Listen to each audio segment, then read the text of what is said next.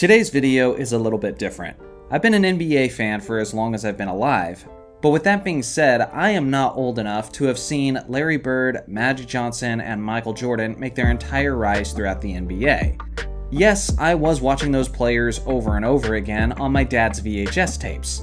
But the fact is, as soon as I was able to think for myself and engage in the basketball community, Larry Bird, Magic Johnson, and Michael Jordan were already all-time greats. On the other hand, there's players like Kobe Bryant, LeBron James, and Steph Curry. And in their cases, I was actually old enough to have witnessed their entire careers. And I do remember the talking points about them as they were entering the NBA, in the middle of their careers, and at the end of their careers.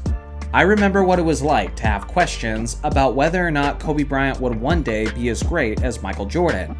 I remember what it was like to have questions if LeBron James is actually being overhyped. And I remember a time where we all thought Steph Curry wouldn't pan out because of the injuries. But I think each and every one of us who are long enough to witness these players' careers had one moment where we knew, beyond a shadow of a doubt, this guy was gonna be one of the greatest players of all time. There are some iconic moments that people think of for each of these players, but honestly, I felt like I had a pretty unique perspective on each of them. So I thought I'd share them with you guys and then ask you in the comment section below, when did you know, beyond a shadow of a doubt, that a great player would be an all-time great? First off, let's start with Kobe Bryant. And Kobe's is going to be a little bit different, because we knew early on he was going to be a really great player. Ever since he had entered the NBA straight out of high school in 1996, he was receiving comparisons to Michael Jordan. And early on, we witnessed iconic moment after iconic moment in his career. One of the major ones was Game 4 of the 2000 NBA Finals, where he took over the game after Shaq had fouled out and hit clutch basket after clutch basket. I think it's fair to say that a lot of us knew that he was going to be an all-time great in that moment. But in Kobe's case specifically, I'm looking at it from the angle of when I knew, beyond a shadow of a doubt, that he was going to be one of the greatest scorers the game had ever seen. Because for a while, that wasn't actually all that obvious. In his rookie season, he averaged about 7 points per game. That increased to 15 in his sophomore season, 19 in his third season, and 22 points per game in his fourth season. The big moment for me came on January 14th, 2002. Shaquille O'Neal had just been ejected and suspended on the previous game against the Chicago Bulls after he basically tried to end Brad Miller right on the spot. Up to this point, I had witnessed several times Kobe take over offensively when Shaq was absent, and this was yet another one of those nights. When Kobe came out of the gates against Memphis, he was extremely aggressive, and he was hitting shot after shot with ease. He was so on fire this night that he had the second 50-point game of his career, and it was actually his career high as he scored 56 points. The thing is, Kobe Bryant didn't even play in the fourth quarter of that contest. He scored 56 points in 3 quarters alone. It wasn't just what he did, but it was the ease in which he did it, and the Lakers had a 39-point victory as a result. I remember vividly telling my dad that one day, when he is no longer teammates with Shaq, that Kobe was going to break scoring records. And you all know what eventually happened. The following season, Kobe would go on to have 9 straight games with at least 40 points. Later on, he would score 50 points in 4 straight games, he would have 62 points in 3 quarters alone, and he would have an 81-point game in which he scored 55 points in the second half alone. So yeah, Kobe was arguably the most explosive shooting guard in the history of the NBA. But that was foreshadowed, and the moment I knew, beyond a shadow of a doubt, that Kobe was on his way to becoming this type of scorer was on this game against Memphis, where he dropped 56 points in just 3 quarters. The next player is LeBron James. And let me tell you, I remember the hype for Victor Wembanyama. I remember the hype for Zion Williamson. And I can tell you, I have never, ever seen a player as hyped coming into the NBA as LeBron James. This guy was on the cover of all of the magazines. He was receiving all of the comparisons, he was doing East Bay dunks in high school, and I remember people illegally giving him gifts trying to entice him to join their squad. People weren't just assuming this guy was going to be great, but they were saying he was a lock to be one of the greatest players of all time.